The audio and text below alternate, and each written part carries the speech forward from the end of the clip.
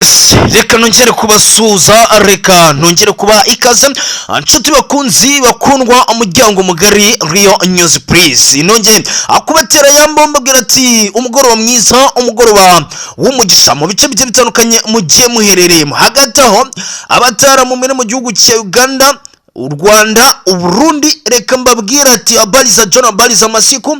Abatara mu muherereye Leta Zunze Ubumwe za Amerika, United Kingdom, reka mbabwira ati mumeze mute kabisa. Abatara mu muherereye Republika Iharanira Demokarasi ya Congo, Congo Brazzaville, Mozambique, Central Africa, South Africa ndetse Malawi, mu bice bigiye bitandukanye mugiye muherereyemo, upfa kuba wumva ururimi turi gukoresha kabisa. Ndabasuje nongeye kwifuriza umugoroba mwiza, umugoroba w'umugisha mu bice bigiye bitandukanye mugiye muherereyemo. Ni David Hussein rero ugarutse muri aya makuru kuri uyu mugoroba wa tariki ya 4 z'ukwezi kwa munani mu mwaka wa 2025.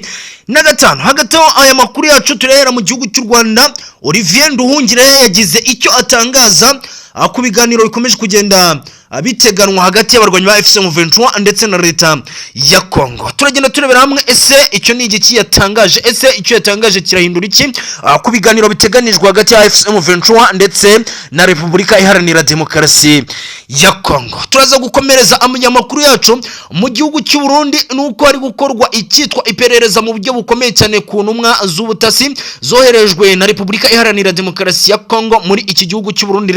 Rero aba boherejwe leta y'u Burundi ikaba iri kubakuraho iperereza ko ngo bashobora kuba ari bamwe mu bakorana n'igisirikare cy'inyeshyamba za FCM23 bahanganye nacyo. Ibi nabyo rero tugiye kugenda tubyinjiramo. Ibi narabibabwiye ubutegetsi bwa Facibeto bumunzwe n'ikintu twakwita abagambanyi, bumunzwe n'ikintu cyitwa abagambanyi. Nibyanungura rero leta y'u Burundi iramutse ivumbuye bano izino nasi zoherejwe cyangwa bano bacura bwenge boherejwe muri iki gihugu cy'u Burundi babaye ari bamwe mu bakorana n'ubutegetsi bw'inyeshyamba za FCM23 ndetse bagahindukira bagakorana n'ubutegetsi bwa Faci. Tujye kugenda tubiva imuzini muzingo nyamuna muraza kunyibana tunyarukira mu gihugu cya Republika Iharanira Demokarasi ya Congo, ahitwa muri Masisi. Rukomeje kuba mbiri hagati y'abarwanyi ba FCM23 ndetse n'igisirikare cya Wazalendo VDP, Wazalendo CMC. Rwamaze kwambikana abantu mudukurikiye, ibintu birakomeye cyane ahitwa muri Masisi kabisa, nkuko amakuru aturuka yakomeza kugenda abitangaza. Wazalendo VDP, Wazalendo CMC ndetse na APASER, Wazalendo yobowe n'uwitwa Karayigi, yamaze kujya umwanda. Yavuze ati M23 mu bice bya Karembe ndetse n'ibice bigiye bitandukanye harimo Bushari, Mukoto ndetse n'uduce twinshi tugiye dutandukanye muri Masisi tujye kugenda turebera hamwe.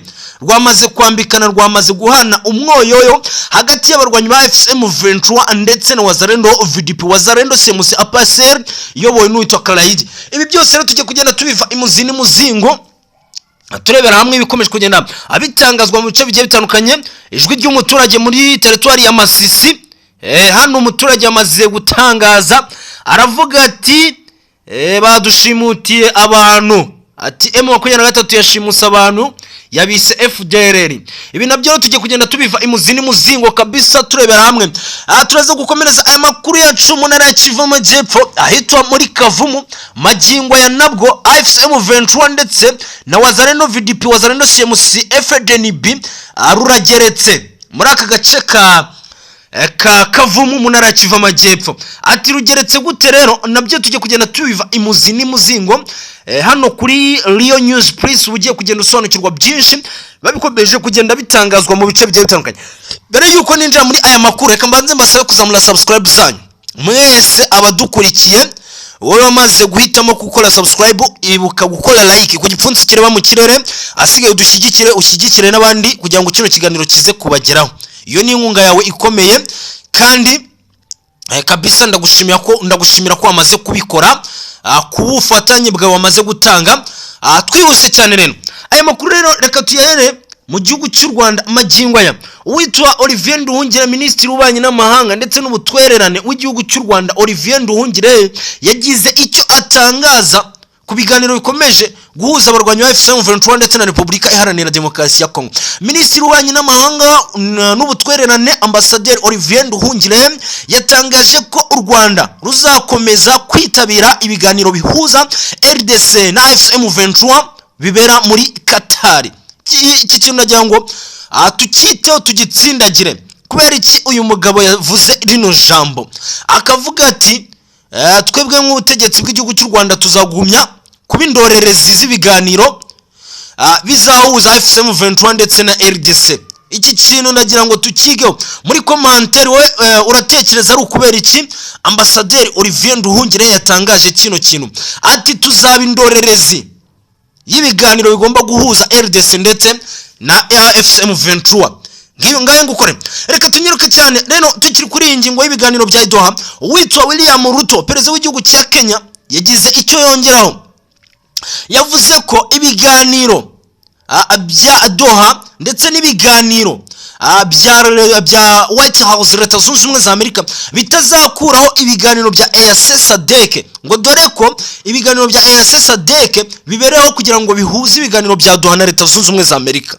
Iri jambo ni ryongeweho n'uwitwa William Ruto. Ubona yuko M23 ndetse n'abafatanya bikorwa bayo bashaka ibintu kubigarura rudubi, bashaka kubigarura EAC SADC, kubera ko Leta Zunze Ubumwe za Amerika yo yamaze kubyikuraho urebeye muri rusange bitewe n'inyungu ifite muri ibi bintu.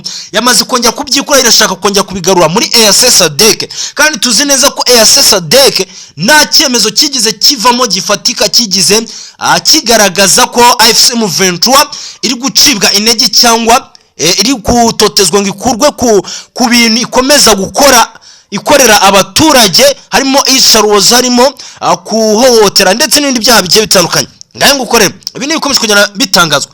Ikiraro naga aricyo cyakinzanye cya William Ruto, nuko nagira ngo niki nacyo tugende tukidondosha tukinyuramo gake gake pole pole kabisa ndani kwa ndani. Reka tunyarukira hitwa mu gihugu cy'u Burundi. Rero ubu magingo yenda kubwira ko inasi za Repubulika Iharanira Demokarasi ya Kongo ndetse n'abacurabwenge Repubulika Iharanira Demokarasi ya Kongo yohereje mu gihugu cy'u Burundi. Magingo yenda kubwira ko igisirikare cy'u Burundi ndetse n'ubutegetsi bw'u Burundi bwatangiye iperereza kuri aba bagabo boherejwe na Repubulika Iharanira Demokarasi ya Kongo. Ati rero ni iperereza rigamije kureba neza ko aba bantu boherejwe na Repubulika Iharanira Demokarasi ya Kongo n'ahantu baba bahuriye n'igisirikare cya M23, iki gisirikare kibarizwa mu burasirazuba bwa RDC. Ibi rero ni ibintu bita bigaragaza ko isa n'isaha M23 yakorera ikintu twakwita guhungabanya umutekano w'u Burundi, kubera ko ikintu ugomba kumenya Repubulika Iharanira Demokarasi ya Kongo yamunzwe n'ikintu twakwita ubugambanye mu bategetsi ubwabo burimo. Rero ntabwo gitangaje kirimo kuba guverinoma y'u Burundi yavuze ati reka tubanze dukora iperereza kuri aba bantu boherejwe ni bantu ki, aho kugira ngo ejo ndi bumve ikintu cyabaye bakumira icyaha kitaraba hakiri kare. Mvuga ati coup de chapeau kabisa. Ubona ko guverinoma y'uwitwa General Neva ikomeje kuba maso mu buryo bukomeye cyane bitewe n'imigambi mibisha bamaze gutahura igisirikare cya M23 kibafitiye.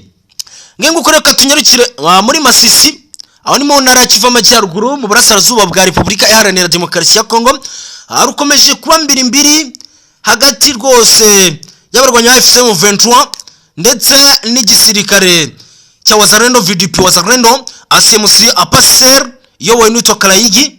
Rero ibi ni bikomeje kugenda bitugera ahitwa rero Ikalembe Kaloji, nuko ikitwa urufaya rwakomeje kuhumvikana nkuko amakuru abitangaza. Nyamuna inyeshyamba za M23 n'abarwanyi ba Wazalendo VDP mu midugudu myinshi yo mu mutwe wa Mufunyi ndetse Kibabi mu karere ka Masisi Kivu Amajyaruguru, nkuko amakuru aturukayo muri ako gace abitangaza. Abaturage batungwe n'amasasu yari amaze iminsi avuga, bagumye bihishe mu nzu zabo ndetse no mu ngo zabo bitewe n'urusaku rw'ayo masasu. Nkuko amakuru rero atiri gutangwa n'abaturage muri ako gace aratangaza ko guhera saa 11 za mu gitondo kuri uyu wa mbere humvikanye umuriro w'intwaro ziremereye ndetse n'izoroheje mu midugudu myinshi yo mu itsinda rya Mufunyi Kibabi hafi ikigo cya Katoyi. Iki kigo mbabwira ko cya Katoyi kigaruriwe n'ingabo za Wazalendo VDP ndetse Wazalendo ACMC. Ibi bitero rero ni ibitero byagabwe n'ababarwanyi ba FCM Ventura mu buryo bwo kugira ngo barebe ko bakwirukana Wazalendo muri iki kigo cya Katoyi. Ni ibintu bitigeze bibagwa amahoro, aho amakuru aturukayo avuga yuko AFCM Ventura yirukanwe muri iki gice muri iri tsinda rya Mufunyi Kibabi, ndetse AFCM Ventura iza guhungira hitwa muri Karembe ndetse n'ahitwa muri Karoge. Ahangaha niho AFCM Ventura yaje guhungira, nabwo ihasanga yitwa Apaseru iyobowe n'uwitwa Kalayiri. Murabizi neza ko Wazalendo yo yihaye intego yo kuvuga ati twirukane AFCM Ventura mu bice bigiye bitandukanye. FARDC yabishaka, Facibeto yabishaka, tabishaka, Leta Zunze Ubumwe zabishaka zitabishaka, ati twebwe tugomba gukora ibyo bwabaga Pluto iyo bwabaga tukirukana abitwa abarwanyi ba AFCM Ventura. Abaturage rero ngo batewe impungenge n'ibikomeje gukorwa na AFCM Ventura, ngaho abaturage bari gushimutwa, ngo AFCM Ventura iri kugaba ibitero igashimuta bamwe mu baturage ikabatwara ngibita bamwe mu basirikare ba FDLR. Aba n'abasirikare babarizwa mu burasirazuba bwa RDC bashinjwa n'igihugu cy'u Rwanda kuba barasize gukoze genocide mu mwaka wa 1994. Izi ni impungenge zamaze gutangazwa n'abaturage, ngo bari gutwarwa bunyago ngo batwawe n'izi nyeshyamba za AFCM Ventura, aho ngo rwose iri kubashimuta. AFCM Ventura iri kuzikarwana muri ako gace, asigaye igasohora abaturage mu mazika bahungana ikabirukankana. Namwe makuru yamaze gutangwa n'abaturage bafite impungenge nyamuna, bavuga ati AFCM Ventura rwose iratuzengereje, ati iri kudutwara abantu ikabita abarwanyi ba FDLR. Rero nkuko amakuru aturuka yakomeje kugenda abitangaza, byongeye kandi muri iki gitondo cyo kuri uyu wa mbere umutuzo ute ubwoba wongeye kugaruka gwera ku isaha ya 3 mu mudugudu witwa Kalembe, ndetse kugeza ku isaha ya 8 kuri uyu wa mbere Bushari Mukoto, agace ka Masisi werekeza ku mupaka uhuza Warikare ndetse na Masisi. Namwe makuru amaze kugenda atugeraho. Angaye nguko rero murumva yuko rero icyitwa Wazalendo iri mu kazi gakomeye. Wazalendo ubona yuko yamaze kumenya icyo iri kurwana nacyo, iri kurwana na AFCM Ventura, kandi Wazalendo ikintu ikora nuko yamaze kwereka abaturage icyizere. Ariyo mpamvu magingo aya ubona abaturage Wazalendo iri gufata gace abaturage bakiruhutsa bakavuga ati ubwo Wazalendo hafashe tubonye umutekano. Nukwera icyizere abaturage bamaze kugira Wazalendo bitewe n'umutekano Wazalendo iri kubaha. Ibintu bikomeye, by the way, ni ibintu bikomeye cyane. Reka dukomereze rero umunara Kivu Amajyepfo ahitwa muri Kavumu rero, aho amakuru ari guturukayo ari kuvuga yuko rwose Wazalendo VDP we n'uwitwa Foka Mike, Wazalendo CMC ya Kutumba William ndetse n'uwitwa John Kasimile bamaze gufata decision yo guhangana n'abarwanyi ba FCM Ventura ahitwa muri Kavumu. Ndetse magingo ya hari amwe makuru amaze kugenda atugeraho ari guturuka muri biriya bice bya Kavumu, aho makuru avuga yuko Wazalendo VDP, Wazalendo CMC bamaze kwigarurira agace, bamaze kwigara uduce muri Kavumu, harimo agace kitwa Bugalama ndetse agace Karengera n'agace kitwa Kirambo. Utu duce twamaze kwigarurirwa na Wazalendo VDP, Wazalendo CMC ndetse na FDNB, aho amakuru ari kuvuga yuko Wazalendo iri kwerekeza kuri route nationale 11.